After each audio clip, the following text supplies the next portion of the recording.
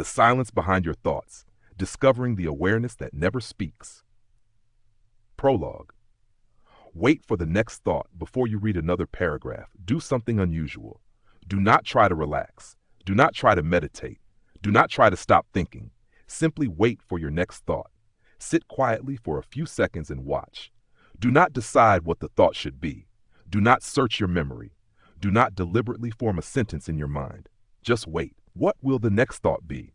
Perhaps one has already appeared. Maybe it said, "This is strange."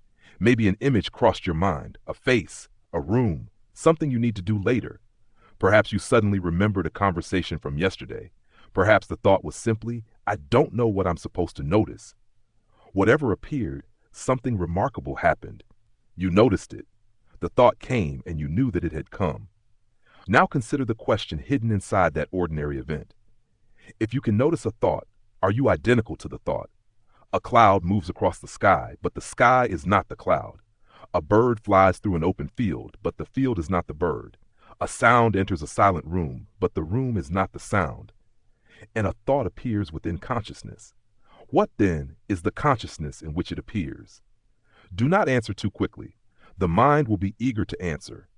It may say the brain, or the self, or awareness, or me.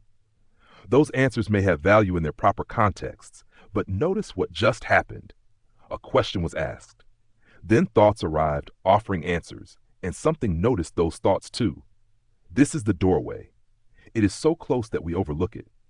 We spend most of our lives fascinated by what appears in consciousness, and almost no time wondering about the fact of consciousness itself. We study the contents of experience, the memories, fears, ambitions, sensations, identities, beliefs, desires, and stories, but rarely turn toward the mysterious capacity by which all of them are known. You know that you are reading these words. You know when a thought appears. You know when sadness enters. You know when a sound reaches you. You know when confusion is present. Even the sentence "I don't understand" is known. What is this knowing? Not what does it believe, not what does it remember, not what is its personality. What is the simple fact of knowing experience? Human beings have approached this mystery through philosophy, religion, contemplative practice, psychology, and science. Different traditions have named and interpreted it differently. Some have spoken of witness consciousness. Some have described forms of pure awareness. Others have rejected the idea of a separate inner observer entirely, arguing that the feeling of being a witness is itself another event within consciousness. Neuroscience studies the biological processes associated with conscious experience, but the deeper philosophical question of why subjective experience exists at all remains contested. This book will not pretend to settle what centuries of inquiry have left unresolved. It will do something quieter. It will ask you to look. Because whatever consciousness ultimately is, there is one laboratory from which you cannot escape, your own experience. So once more, wait for the next thought. Watch carefully. It comes from somewhere you cannot see. It remains briefly, then it disappears. Yet when the thought is gone, you have not disappeared with it. Something remains. And perhaps the strangest journey a human being can take begins there. Chapter 1. The river you mistook for yourself. Most people do not experience thought as an object. They experience thought as reality. A thought says, "Something is wrong," and immediately the world seems threatening. A thought says, "She doesn't respect me," and anger rises. A thought says, "I am failing," and suddenly the entire history of one's life appears to confirm the verdict. The thought is rarely introduced as a thought. It does not knock politely on the door and say, "Excuse me, I am a temporary mental event influenced by memory, emotion, expectation, conditioning, and the present state of your nervous system. Please evaluate me carefully before believing me." It simply speaks, and because it speaks in the first person, we call it me. This is one of the most intimate illusions of ordinary life. You are lying awake at 2 a.m. The room is quiet. Nothing is happening. Then the mind begins. What if I lose everything? A few seconds later, why did I say that? Then, I should have known. Then, what if tomorrow goes badly? The body responds to events that exist only as mental representations. The chest tightens. The stomach contracts. Sleep becomes impossible. You are physically lying in a dark room. Psychologically, you are living in yesterday and tomorrow at the same time. This does not make thought an enemy. Thought is extraordinary. It allows us to plan, calculate, imagine, communicate, create music, build civilizations, anticipate danger, preserve knowledge, and consider realities that are not physically present. Human life as we know it would be impossible without it. The difficulty begins when a useful instrument becomes an unquestioned identity. Imagine standing beside a river. Leaves float downstream. One leaf carries a memory, another carries a judgment, another carries an image of the future, another carries the sentence, I am not enough. You could stand on the bank and watch them pass, but imagine that every time a leaf appeared, you jumped into the river and allowed it to carry you away. That is how many of us experience thought. We do not notice the river. We become whatever happens to be floating through it. Yet even in the middle of mental noise, something astonishing remains possible. You can notice, I am thinking. That simple recognition changes the structure of experience. Before the recognition, there is only, I'm going to fail. After recognition, there is a thought that I'm going to fail. The external situation has not changed. The thought has not necessarily vanished, but space has appeared around it. And in that space, freedom begins. Not absolute freedom, not mystical invulnerability. Simply the freedom not to treat every mental event as a commandment. Try something now. Silently say, I am reading a book. Notice the sentence. Now say, I am aware that I am thinking. Notice that sentence too. Now stop deliberately producing words for a moment.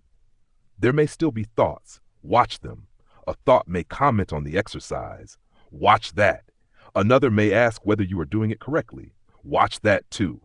Then perhaps there will be half a second in which nothing verbal happens. Do not make anything special of it. Simply notice. Thought is moving, yet the capacity to know thought seems strangely still. This distinction has been central to many contemplative traditions, though they interpret it in different ways. In several Indian philosophical traditions, for example, inquiry into the relationship between awareness and mental activity became a major spiritual concern. Buddhist traditions developed sophisticated examinations of moment-to-moment experience while often resisting the idea that observation reveals a permanent, independent self.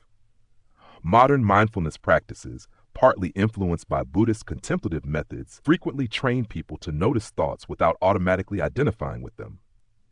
These traditions should not be collapsed into one doctrine. They disagree about profound matters, but they share an invitation that can be tested without accepting any metaphysical belief. Look at experience carefully. When you do, you discover something almost embarrassingly obvious. Thoughts change. The one who said, I will never forgive him, may later forgive. The one who thought, I cannot survive this, survives. The person convinced at 16 that life must unfold in one particular way may be almost unrecognizable at 40. Opinions change, preferences change, fears change, bodies change, relationships change. Even the story called my life is constantly rewritten. Yet throughout these changes there has been the undeniable appearance of experience. Childhood appeared, adolescence appeared, love appeared, loss appeared, success appeared, failure appeared. And now these words appear. The river has never stopped moving. But perhaps you are beginning to suspect that you are not merely the river. Chapter 2. The voice that borrowed your name. There is a voice inside the mind that speaks with extraordinary authority. It says, I like this. I hate that. I should be further ahead. People need to understand me. I cannot let them see that. This always happens to me. It narrates your existence so continuously that you may never have questioned who appointed it narrator. Psychology gives us many ways to understand the processes involved in self-concept and inner speech. We form models of ourselves through memory, relationships, social feedback, culture, language, and experience. These models are useful. Without some coherent sense of identity, ordinary life would become extremely difficult. You need to remember your name. You need to recognize your responsibilities. You need continuity. You need to know that the person who promised something yesterday is responsible for keeping that promise tomorrow. The problem is not having a self-story. The problem is forgetting that it is a story. Consider your name. It may feel deeply personal. Yet there was a time before you understood that the sound referred to you. Someone repeated it, again and again. Eventually the sound became attached to the body, memories, possessions, family, and social identity. Later came other labels: good, bad, smart, slow, beautiful, unattractive, successful, disappointing, difficult, gifted, shy, strong, weak. Some labels came from others. Some were created in private. Gradually, a psychological portrait emerged. Then an extraordinary reversal occurred. Instead of recognizing the portrait as something you had learned, you began looking out at reality from inside the portrait. Suppose someone insults you. A few vibrations travel through the air. Your ears receive them. The brain processes language. A meaning is recognized. Then the self-story awakens. How dare he speak to me like that? What has been threatened? Usually not the body. An image has been threatened. A concept of who you are has encountered a concept of who another person believes you are. Two invisible biographies collide. The emotional consequences can last for years. This does not mean emotional pain is imaginary. Social rejection and humiliation can affect us deeply. Human beings are relational creatures, and our nervous systems are shaped by connection with others. But careful observation reveals how much suffering is amplified by narrative. The event happens once. The mind repeats it 1,000 times. Each repetition says, "This happened to me." Who is this me? At first, the question sounds absurd. Of course you know who you are. Then try answering. You might say your name, but you possess a name. Are you merely the name? You might describe your profession, but you existed before that profession and may exist after it. You might describe your personality, but personality changes with age, circumstances, relationships, exhaustion, confidence, and experience. You might point to your body. That answer has enormous biological significance, yet the body itself is changing continuously. The body of your childhood is gone, and still you speak of my childhood. You might point to memory, but memories are incomplete, selective, and sometimes inaccurate. You forget vast portions of your life without feeling that you have ceased to exist. What then does the word I finally point toward? Do not rush. This is not a puzzle requiring a clever answer. It is a crack in the wall. Look through it. The mind may produce descriptions forever, but every description becomes another object of awareness. I am anxious. Known. I am confident. Known. I am a mother. Known. I am an artist. Known. I am a failure. Known. I am successful. Known. Every sentence after I am can be noticed. But what about the bare sense? I am. Before the adjective, before the history, before the role, before the explanation. There is existence, and there is awareness of existence. Perhaps the deepest mistake of identity begins when we decorate that simple mystery with thousands of words and then forget what existed before the decoration. Chapter 3. The House of Mirrors. Imagine entering a house with no windows. Every wall is a mirror. You walk forward and see yourself. Turn left, yourself. Turn right, yourself. Behind you, eventually, you forget there is anything else. The psychological ego can function like such a house. Here, the word ego does not mean arrogance.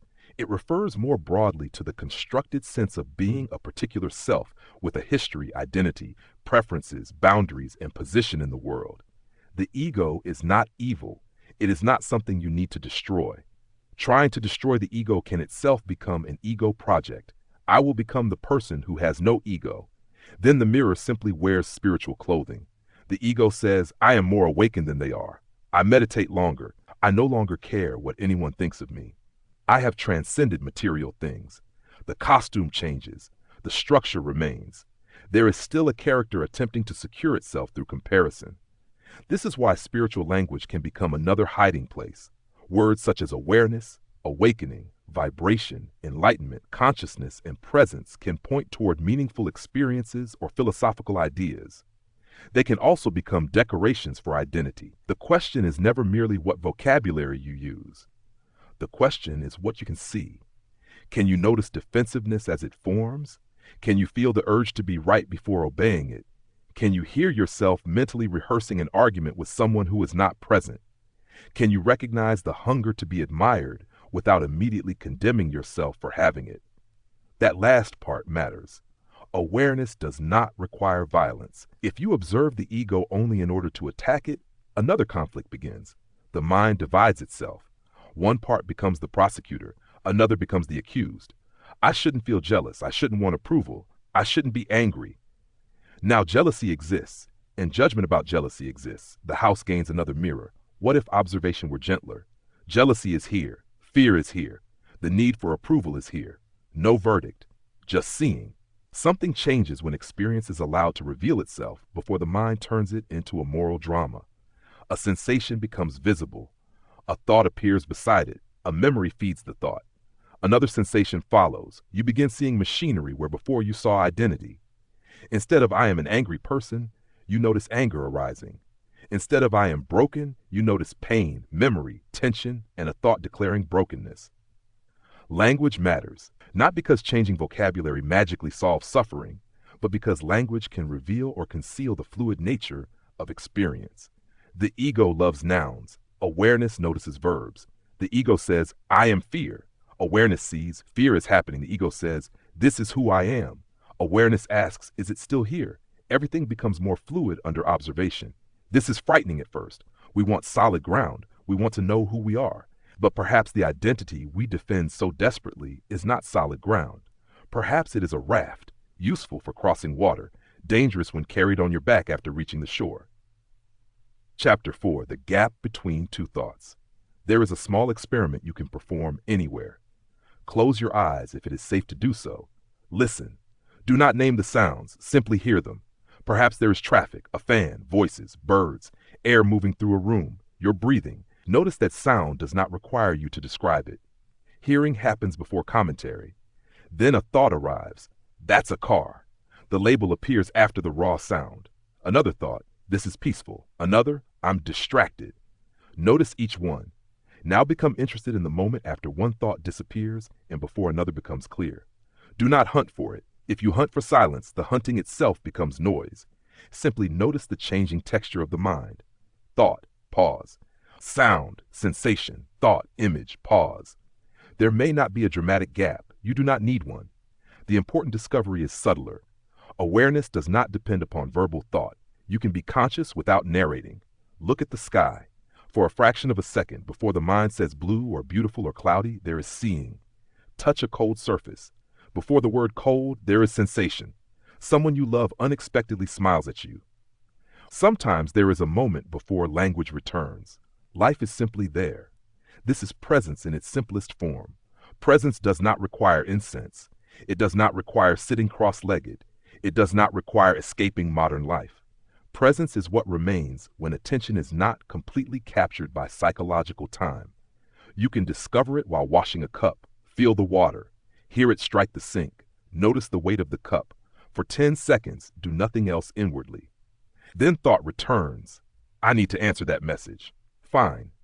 Notice it. Presence has not failed because thought appeared. This misunderstanding causes many people to abandon meditation. They believe successful meditation means having no thoughts. Then they sit down and discover hundreds. They conclude, I am bad at meditation. But the recognition that the mind wandered is itself a moment of awareness. You were lost in thought. Then suddenly, you noticed. That return is not failure. It is the practice. Again, and again, and again. There is humility in this. You discover how rarely attention is where the body is. The body is eating dinner. The mind is at tomorrow's meeting. The body is walking. The mind is replaying yesterday. The body is lying beside someone you love. The mind is scrolling through imaginary futures. Years can disappear this way, not because we were absent physically, because we were rarely present experientially. Life keeps arriving. Thought keeps telling us to meet it later. Chapter 5. The Watcher at the Window. Now we reach the central paradox. If thoughts can be observed, who observes them? At first, the answer seems obvious. I do. But where is this observer? Close your eyes. Look inward, not visually but attentively. A thought appears. You notice it. Now search for the one who noticed. Perhaps you sense a location behind the eyes. Look at that sensation. It too is known. Perhaps you find an image of yourself sitting inside the head. That image is also known. Perhaps a sentence appears. I am the observer. That sentence is another thought. Known. Perhaps you feel a subtle presence, a center, a silent watcher. Can that feeling itself be noticed? If yes, then what notices it? This is where the inquiry becomes strange. The observer seems to retreat whenever you try to find it.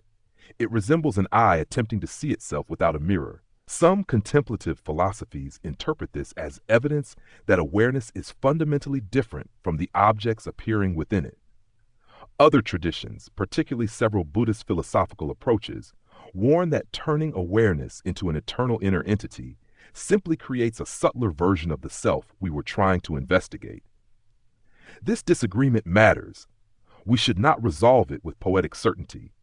The phrase "the witness" is useful as an experiential pointer. You can notice thoughts rather than automatically become absorbed in them. But if you then imagine a tiny metaphysical person sitting behind your thoughts and watching everything, you may simply have created another thought. So investigate more carefully. There is thinking, there is hearing, there is seeing, there is feeling, there is knowing that these experiences occur. But must there be a separate knower standing apart from the knowing? Imagine a flame. Does fire need a second flame to illuminate itself? The metaphor is imperfect, but it points toward a possibility. Perhaps awareness is not something a separate observer does. Perhaps awareness is the condition in which observer and observed appear. That possibility can feel disorienting. We are accustomed to grammar. I see the tree, subject, verb, object. But direct experience may be less divided than language suggests. Before thought says, I am seeing a tree, there is simply seeing, color, shape, light, then interpretation, then ownership. I see. The mind places a little king in the center of experience. Perhaps the king is necessary for practical life. But when we search the palace, the throne is strangely empty. Chapter 6. The Man Who Carried Yesterday. There was once a man who carried a heavy wooden chest everywhere he went. This is a parable, not a historical story. He carried the chest through markets, across bridges, into houses, and even beside his bed at night. People asked what was inside. My life, he answered. One day a child asked him to open it. He refused. What if something is missing? The child shrugged. Then you'll know. For reasons he could not explain, the man became frightened. He had carried the chest for so long that he could no longer remember receiving it. Finally, he opened the lid. Inside were letters, old insults, photographs, broken promises, awards, names people had called him, things he wished he had said, things he wished he had never said. There were descriptions of himself written in many different hands. At the bottom was a small mirror. He lifted it. For the first time, he realized that he had been using everything inside the chest to decide who was looking into the mirror. Memory is essential to identity. Without memory, the continuity of personal life would be radically altered. But memory is not the same as the present. You remember being hurt. The memory appears now. You remember being loved. The memory appears now. You imagine yourself tomorrow. The imagination appears now. Psychological time has an extraordinary property. It always happens in the present. Yesterday can only be remembered now. Tomorrow can only be imagined now. The mind may travel across decades, but consciousness never leaves this moment. This does not mean the past is irrelevant or the future should be ignored. Learning from history and planning for the future are essential human capacities. The insight is more precise. There is a difference between using memory and living inside it. There is a difference between planning tomorrow and psychologically inhabiting an imagined tomorrow for hours. Notice how identity depends upon repetition. You tell yourself the same story. Eventually, familiarity feels like truth. I have always been this way. Always? Look carefully. Were there exceptions? Were there moments of courage inside your fear, tenderness inside your anger, clarity inside your confusion, peace inside your grief? The self-story simplifies. Reality is more complicated. Perhaps this is why presence can feel like death to the ego. In the present moment, the biography loosens. For one breath, you are not your resume, not your mistakes, not your achievements, not the person who was rejected, not the person who succeeded, not young, not old, not behind, not ahead. There is breathing, there is hearing, there is being. Then the story returns. There is nothing wrong with that. Pick up the chest when you need it. Just remember, you are carrying it. It is not carrying you. The spiritual trap. At some point on an inward path, a dangerous thought often appears. I am getting somewhere. Then another. I am becoming more conscious. Then perhaps other people are asleep. This can become one of the most seductive forms of identity. Ordinary superiority is easy to recognize. Spiritual superiority can disguise itself as wisdom. The person no longer boasts about money or status. Now they boast inwardly about detachment. They no longer compare houses. They compare consciousness. They no longer want to be the richest person in the room. They want to be the most awakened. The structure has not changed, only the currency. Genuine observation has a different flavor. The more clearly you watch the mind, the harder it becomes to maintain certain fantasies about yourself. You discover pettiness, fear, vanity, tenderness, contradiction, generosity mixed with self-interest, love mixed with possession, courage mixed with the desire to be admired for courage. This discovery need not produce shame. It can produce humility. You begin seeing that being human is less like becoming a flawless statue and more like becoming transparent to your own complexity. Awareness does not make you superior to unconscious patterns. It makes the patterns visible, and visibility creates possibility. Suppose someone criticizes you. The old sequence might be instantaneous: criticism, pain, defense, attack. But with greater awareness, tiny spaces become visible: criticism, pain, a tightening in the chest, a thought, they think I'm incompetent, another thought, attack back, then a pause. Not a grand mystical pause, half a second, enough to choose. That half second may be more spiritually significant than 1,000 beautiful theories about consciousness. Awareness becomes real when it enters relationship. Can you listen without preparing your defense? Can you recognize when you are using silence to punish someone? Can you apologize without secretly demanding immediate forgiveness? Can you notice when kindness is actually a strategy for approval? Can you remain present when another person's pain cannot be solved? These are difficult meditations. There is nothing exotic about them. That is why they matter. A mountain retreat may reveal the mind. So can a family dinner. Silence in a temple may reveal attachment. So can an unanswered text message. You do not need to travel to the edge of civilization to discover the ego. Someone only needs to disagree with you. Chapter 8. The body knows before the story. Before fear becomes a sentence, it is often a sensation. Before anger becomes an argument, it may be heat. Before sadness becomes a biography, it may be heaviness behind the eyes. The body frequently receives the weather before the narrator announces the forecast. This matters because awareness can meet experience before thought turns it into identity. Imagine anxiety appearing. The mind says something terrible is going to happen. Instead of immediately following the story, move attention toward the body. What is actually happening?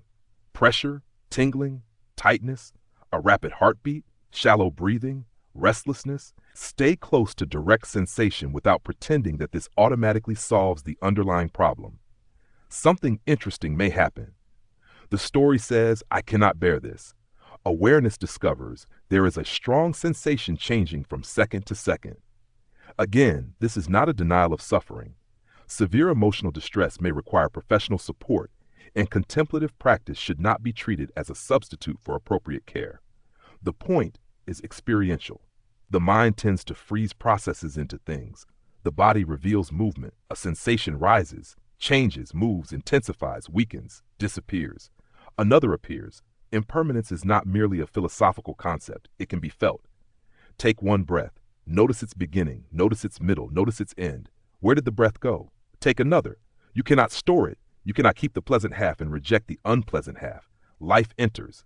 Life leaves. Again, the body has been teaching impermanence since your first breath. We simply rarely listen. Chapter 9. When the world becomes quiet. There are moments when the usual machinery of self becomes unexpectedly still. Standing beneath an enormous night sky, holding a newborn child, hearing that someone has died, falling in love, watching the ocean after everyone else has gone home, walking alone through snow. Sometimes beauty interrupts thought. Sometimes grief does. Sometimes exhaustion. Sometimes wonder. For a moment, the narrator falls silent. Then there is simply this. The stars do not need your biography. The ocean does not know your profession. A mountain has no opinion about your failures. The wind does not care whether you have fulfilled your potential. Strangely, this can feel like mercy. The world continues without consulting the psychological character at the center of your story. You realize that reality is unimaginably larger than the personal drama. This does not make your life meaningless. It may make it more precious. A flower does not need to be cosmically important to be beautiful. A conversation does not need to last forever to matter. Love does not become worthless because bodies die. Impermanence does not cancel meaning. Sometimes it creates it. If every sunset lasted forever, would you stop looking? The ego often seeks permanence through identity. It wants to become something undeniable, successful, loved, remembered, important, awakened, safe. But reality offers no permanent arrangement. Everything we build participates in change. This can be terrifying. It can also be liberating. If the self-image cannot be made permanent, perhaps you can stop sacrificing the present in an endless attempt to secure it. Perhaps you can drink your coffee, listen when someone speaks, watch evening light move across the wall, feel the hand you are holding, be where your feet are. Ordinary life becomes extraordinary when you stop demanding that it becomes something else before you are willing to inhabit it. Chapter 10. The One Who Is Hurt. There is a difficult question hidden inside suffering. When you say, I am hurt, what exactly has been hurt? Sometimes the answer is clear, the body. Sometimes trust. Sometimes attachment. Sometimes expectation. Sometimes identity. Someone leaves you. Pain comes. That pain is real. But alongside grief, thoughts begin constructing meaning. I was not enough. No one stays. I will always be alone. Now an event has become an identity. The first arrow is what happened. The second arrow is the story about what happened proves about you.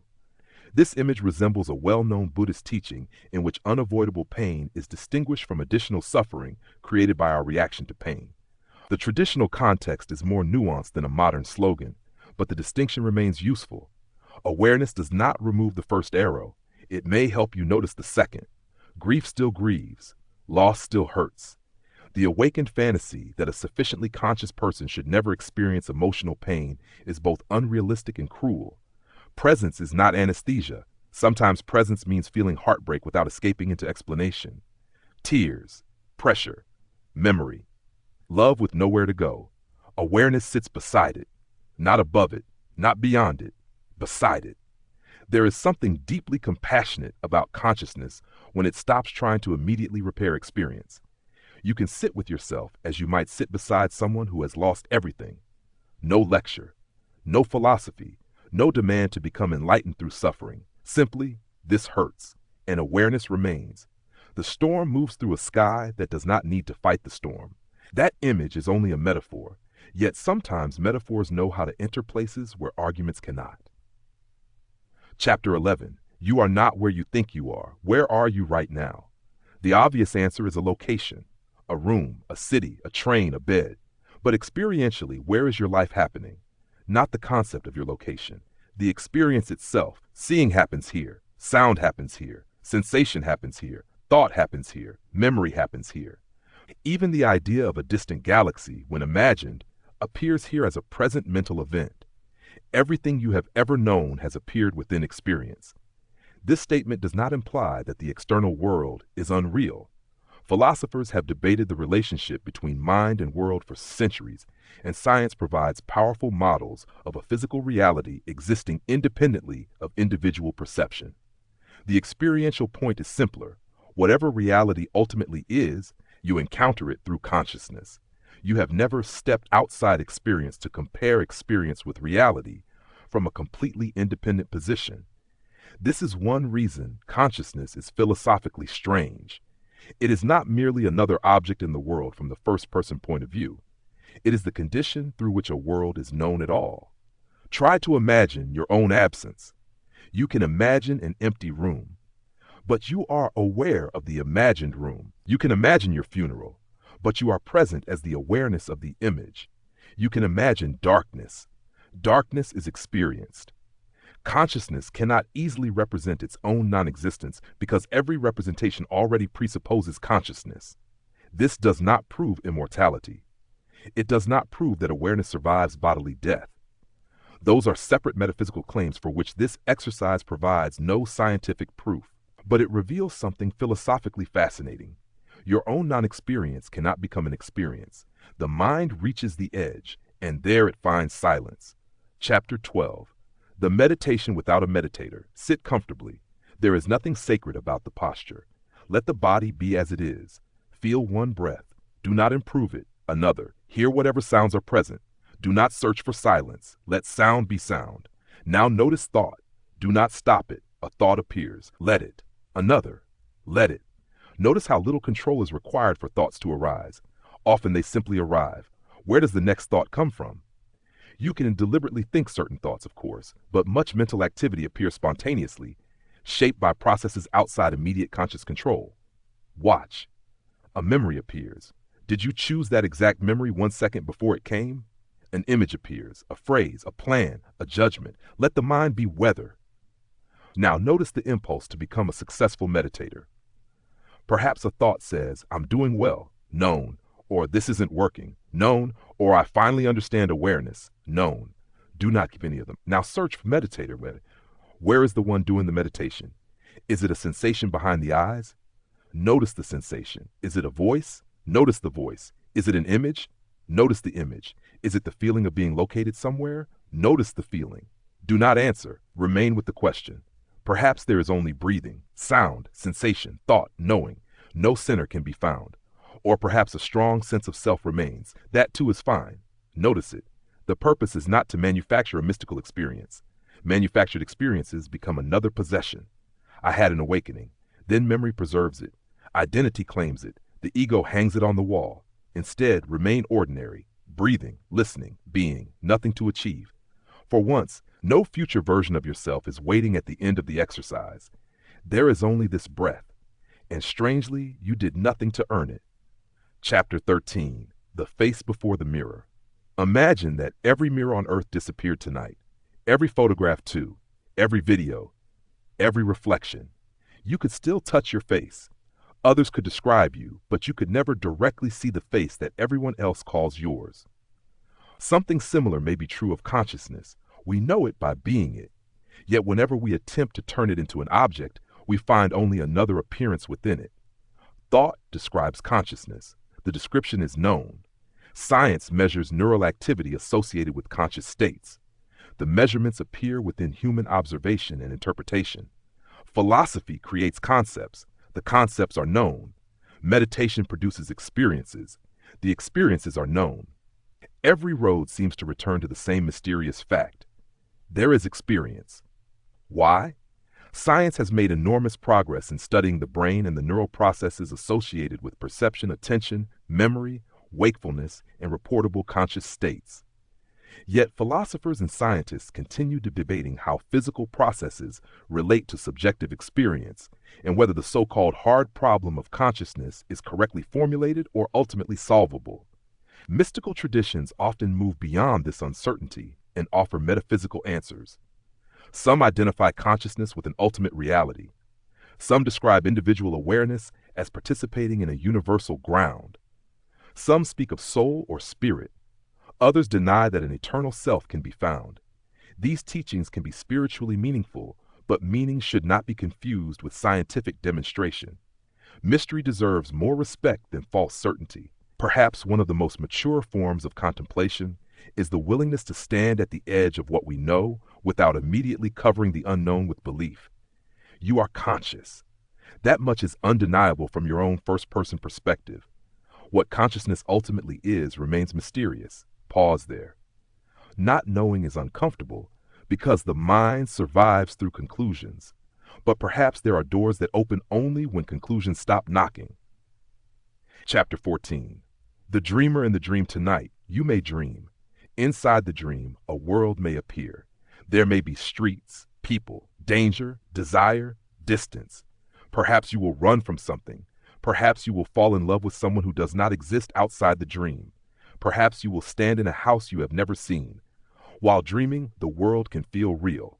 Then morning comes. The room returns. You say, it was only a dream. But notice the strange implication. During the dreamer did not necessarily know that the world was being generated within a dreaming mind. This has inspired philosophers and mystics for centuries. Some have used dreams as metaphors for ordinary existence. Others have raised skeptical questions about how we know waking perception is fundamentally different from dreaming. Modern neuroscience studies dreaming as a brain-based phenomenon associated with sleep, but the philosophical symbolism of dreams remains powerful. What if the most important similarity between waking and dreaming is not that both are unreal? What if it is that in both cases we become absorbed in appearances? A nightmare is terrifying until lucidity appears. Suddenly, this is a dream. The monster may still be there, but your relationship to it changes. Something comparable happens when awareness enters thought. I am ruined. Then, this is a thought. The thought may remain, but lucidity has entered. Everyone is judging me. Then, this is a thought. I need to become someone important. This is a thought. I will be complete when I finally get there. This is a thought. Perhaps awakening, in one modest psychological sense, is not escaping the human dream. It is becoming lucid within it. You still pay bills, you still age, you still misunderstand people, you still experience desire, you still lose things, you still love. But occasionally, in the middle of the drama you remember, the voice in the mind is narrating. It is not reality itself. Then the dream becomes transparent, not unreal, transparent, and through it shines something that has no story. The death of the person you were yesterday. Every night you surrender the world. You lie down, you close your eyes. The room disappears from awareness. Your name disappears. Your plans disappear. Your problems disappear. Sometimes dreams arise. Sometimes there are periods from which you remember nothing. Then morning reconstructs the person. Within seconds, my room, my body, my life, my responsibilities, my past. The character returns. We rarely find this miraculous. We call it waking up. But each morning identity is, in a sense, resumed. The story continues because memory reconnects the threads. What would happen if you treated each morning not as the continuation of yesterday, but as the appearance of life now? The past would still matter. Responsibilities would remain. Consequences would remain. But psychological identity might become slightly less rigid. You would not need to be imprisoned by yesterday's description. Yesterday you were afraid. Today fear may appear again. But must you declare, I am a fearful person? Yesterday you failed. Must failure become your name? Yesterday you succeeded. Must success become your prison? Every identity demands maintenance. Once you become the intelligent one, you fear looking foolish. Once you become the strong one, you fear vulnerability. Once you become the spiritual one, you fear ordinary human contradiction. Once you become the successful one, failure becomes existentially threatening. The image becomes a cage precisely because it must survive. What if you were willing to be unknown to yourself, not irresponsible, not confused, unknown, alive enough to discover what this moment reveals instead of forcing it to confirm yesterday's portrait? There is terror in this freedom. There is also freshness. A tree does not wake in spring and insist upon reproducing last year's leaves. Chapter 16. The silence that is not the absence of sound. We have used the word silence many times. It is easy to misunderstand. The silence behind thought is not necessarily an empty mind. It is not a soundless room. It is not an altered state. It is not the destruction of language. A marketplace can be full of silence. A train station can be full of silence. A child crying can appear within silence. Here, silence means something closer to the nonverbal openness in which experience occurs. Thought speaks. Awareness does not need to. Thought says, this is beautiful. Seeing was already happening. Thought says, I'm sad. The ache was already present. Thought says, I exist. Existence did not wait for the sentence. Language arrives late. Useful, beautiful, necessary, late. There is something before the description, not necessarily chronologically before, but more fundamental in immediate experience. A baby does not know the word light, yet light appears. An animal may not possess a human concept of existence, yet it experiences according to the capacities of its nervous system. Reality does not require our commentary before it is allowed to happen. This is why silence can feel intimate. You are not entering something foreign. You are noticing what thought has been talking over. Listen now. Even if there is noise around you, notice that each sound appears and disappears. What remains between sounds? Perhaps another sound. What knows both? Do not say awareness. The word is not the thing. Do not say consciousness. That too is a sound in the mind. Do not say soul. Do not say brain. For a moment, refuse every label. What remains? The mind dislikes this. It may say nothing, but nothing is another word. Let even that go. Chapter 17. When the observer disappears. We began with a question. If you can observe your thoughts, who is observing? At first, the question creates distance. There are thoughts, and there is an observer. This is useful. It frees us from complete identification with mental activity. But eventually another question appears. Can the observer also be observed? If you search carefully, the answer may become unsettling. The sense I am watching can itself appear within awareness. The subtle feeling of being located behind the eyes can be noticed. The mental image of being a witness can be noticed. Even the sentence "I am pure awareness" can be noticed. So perhaps the inquiry does not end by finding the perfect observer. Perhaps it ends when the need for an observer falls away. There is no need to turn this into a doctrine. Simply consider the possibility. Seeing without a separate seer, hearing without a separate hearer, thought without a thinker standing outside thought, awareness without someone owning awareness. For a moment, this can feel like losing yourself. But what is actually lost? A concept? A center? A familiar contraction around the word me? The body remains, personality remains, memory remains, responsibilities remain. You still know your name, you still prefer certain foods, you still laugh at particular jokes, you have not become cosmic mist. What loosens is something more subtle, the assumption that every experience must orbit a psychological center. Rain falls, you hear it, then perhaps, for 1 second, there is only rain, no listener, no philosophy. Rain. This cannot be held. The moment you think, "I'm experiencing pure awareness," the narrator has returned. Let it return. It was never the enemy. The goal was never permanent silence. The goal was to discover that silence does not depend on thought disappearing. The ocean does not vanish because waves appear. Chapter 18. The door with no handle. There is an old temptation in spiritual life. We imagine that somewhere there is a final door. Behind it waits the answer. We meditate to reach it, read to reach it, pray to reach it, travel to reach it, improve ourselves to reach it. We become more disciplined, more informed, more spiritual, more subtle, and still the door remains closed. One day, exhausted, we sit beside it. We stop pushing. For the first time, we look carefully. There is no handle. Then another possibility appears.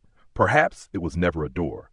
Perhaps it was a wall painted by the mind because the mind could not imagine a journey without a destination. The search for awareness contains a strange contradiction. You are searching through awareness. You are trying to reach the condition in which reaching appears. It is like a wave searching for water. Again, this is metaphor, not metaphysical proof, but experientially it points towards something immediate. Can you become aware of awareness? Be careful. The mind may create an image of vast space. That image is known. It may create a feeling of openness, known. It may create silence, known. It may create bliss, known. It may create frustration, known. Every object you find is not quite what you are looking for because it is something that appears. So stop looking for an object. What is already present before the search begins? Do not answer. Look. Epilogue. Before the next thought. We have returned to the beginning. Wait for your next thought. Not metaphorically. Do it now.